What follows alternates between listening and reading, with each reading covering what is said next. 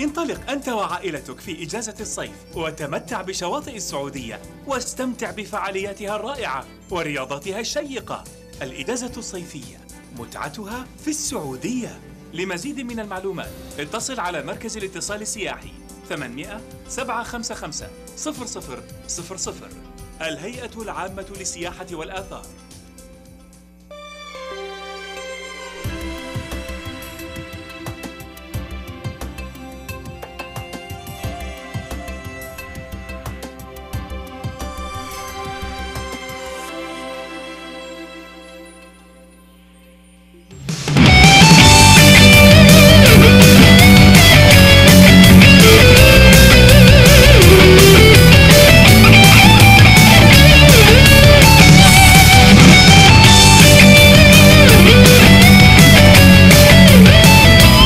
Good afternoon, ladies and gentlemen, and today we have a very special guest, an adventurer that made it all the way up to Mount Everest.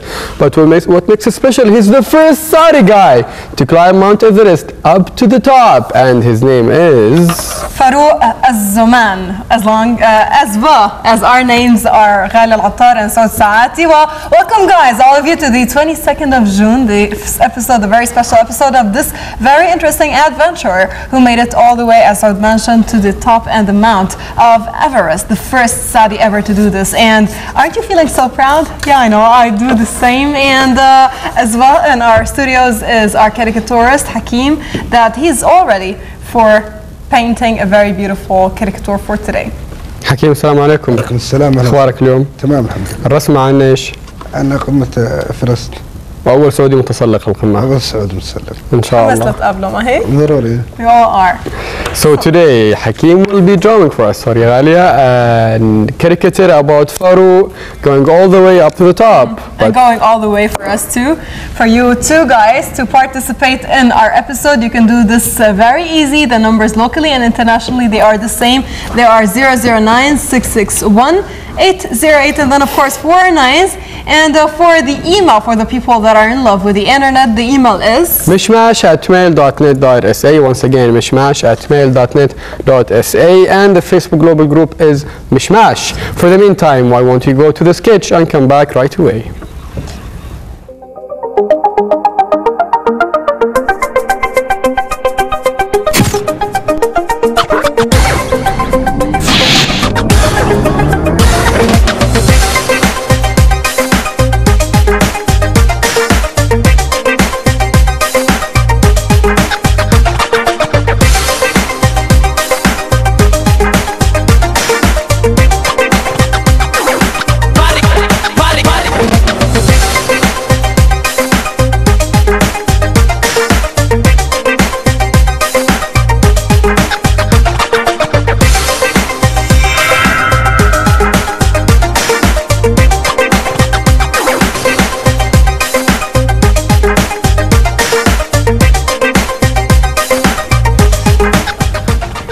No news is good news, except for MishMash's one. So basically, today's episode, I'm so excited to meet Farouq. I'm really so excited to meet the very special Saudi man who made it all the way there. I mean, it's really amazing to know that obstacles, difficulties they have faced. It's not as easy as a piece of cake, yet it's kind of hard, and they had many obstacles they have faced. There was a change in plans, and also you can get the original version of the whole story in our episode today. That's so exciting. Yeah, true. And of course, Farouq is going to tell us exactly how did it feel when he first placed the Saudi flag, which has the name of Allah and the Prophet, on the highest top mountain, and the highest mountain and the highest peak on the planet Earth there, catching the Holy Quran with him. So interesting. So back again to our episode and the usual daily segments. I hope all of you are ready for our question for today. We're still with the birds, and our question today is, what are the birds that are helpful to humans for eating dead animals and control rodent populations? My first hint, and listen carefully all of you please. They are found throughout the world in almost every climate and land, from desert mountains to sea level jungles. They are usually fairly large birds in size. Man has been the greatest enemy of them worldwide by shooting them. They have full color vision with foam 4 to 8 times and resolving power of the human eye.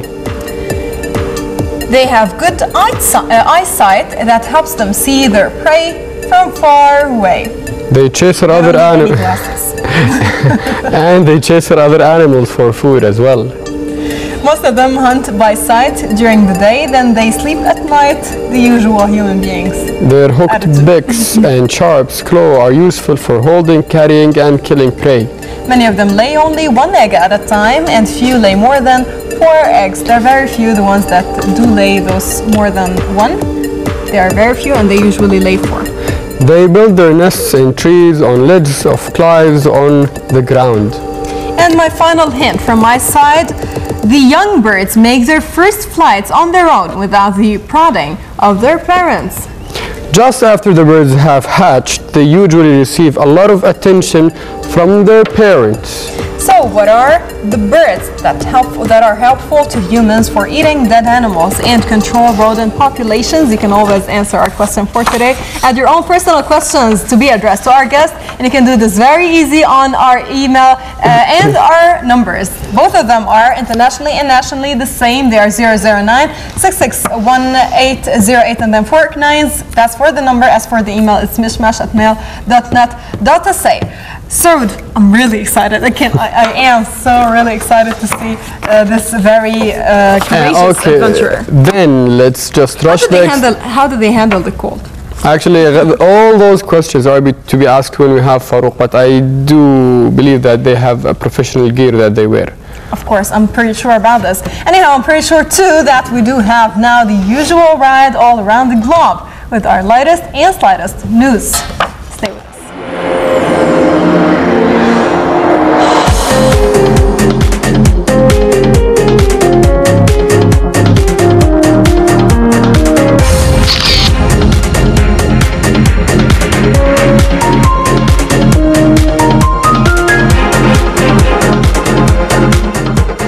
If you're looking for an eco-holiday, how about a cruise along the Canal du Midi in southwestern France on a sun-powered eco-boat? A floating hotel which sleeps 12 claims to separate the atmosphere top tons of carbon dioxide per year, and it's added to the magnificent landscape of the Languedic countryside makes it a perfect holiday for tourists with an ecological conscience.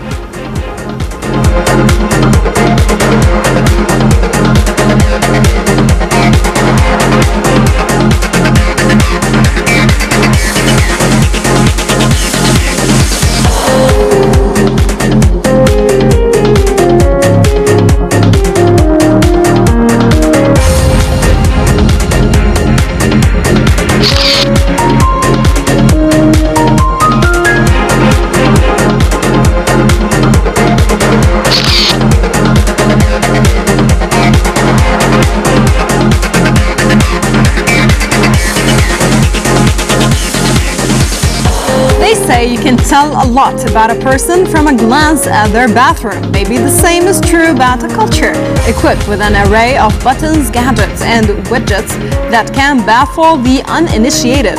Japan's toilets reflect the same meticulous attention to detail and level of technological innovation that characterizes other areas of Japan's society, other than, of course, toilets.